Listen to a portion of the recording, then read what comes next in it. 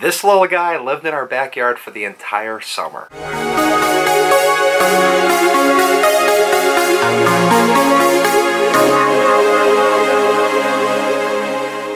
Happy Saturday, everyone, and welcome to Story Saturday. So, yesterday in Free For All Friday, link is up here or down below in the description. I was sharing with you guys a story and some video about a lost carrier pigeon that ended up at my mom's house. Now, we don't know if this bird was injured, we don't know if it was just tired and needed to take a break, but nonetheless, the thing is still up there and it's like flying around, it's doing healthy. But anyways, that got me thinking about another lost bird that was in my backyard a few years back. Before I get this story started, keep in mind that I live in Western Massachusetts, and it's not odd to see snowfall in the middle of October and snowfall all the way up until May. Anyways, in my backyard we have a clothesline that's on a pulley system, so you can hang the clothes out and pull it and the clothes go out further into the yard. So this was a couple years back. I think I had like an iPhone 3 or an iPhone 4 at the time, but anyways, I was hanging clothes on the line, and out of the corner of my eye I saw this really big, bright, colorful bird fly by. And like the first thing that popped in my mind was,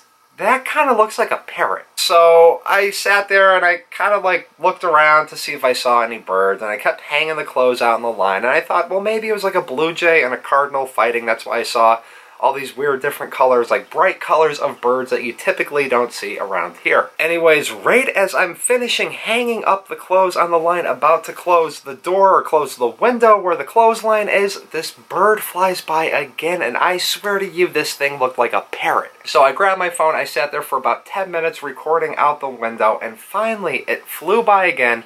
I'll show you guys a little clip up here, but it ended up flying up to this tree right here, flew back over to where the stump is right now. We used to have a tree there, and it literally kept flying back and forth there all day. It would land on the lawn. I took a bunch of pictures of this thing. Nobody believed me that I had a parrot flying in my backyard, so I started sending out texts with pictures, and all my friends started coming over to look at this parrot that was flying around in my backyard. Anyways, I did not know if this was somebody's pet that had gotten loose or something like that, so I didn't want to set bird food up and have it so the animal stayed near my property. I was hoping that it would maybe go back to where its home was, because this wasn't a natural born parrot in the wild of Massachusetts. This was somebody's pet that clearly got out of a window. Anyways, the entire summer went by, and I swear to you, this entire summer this parrot lived in this tree and kept flying back and forth between these two different trees that are in our backyard. But yeah, that's just my random story of a parrot that was in my backyard in Massachusetts. I don't know what happened to it. We never saw it again, like after that fall. It never came back the next year. I hope